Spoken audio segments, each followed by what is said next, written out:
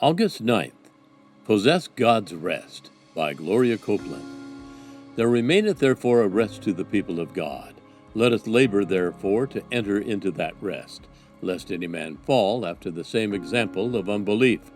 Hebrews 4, 9 and 11.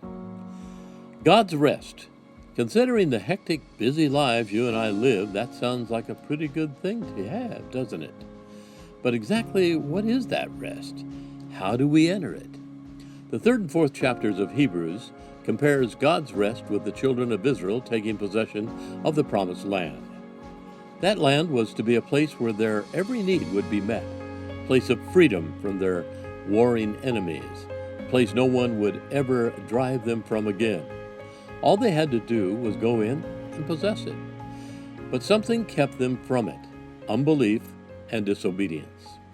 As believers, we too have the opportunity to enter a promised land of abundance and peace, a land where we can rest from our struggles and enjoy the victory of God. To enter it, we must do what the children of Israel failed to do. We must simply trust God and obey His voice.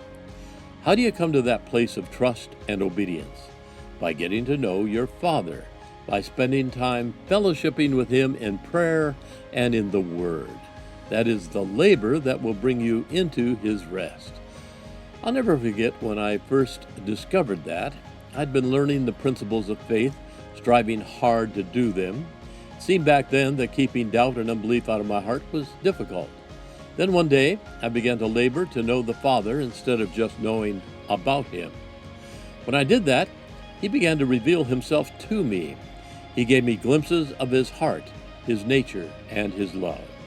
As He revealed to me how much He wanted to do for His children, it changed my striving into peace, my doubt into trust, my fear into bold obedience. It enabled me to enter His rest. Get to know your Father. Work at it. Make it your labor. He has a promised land of rest that is waiting for you. Scripture reading Hebrews 4, 1 through 11.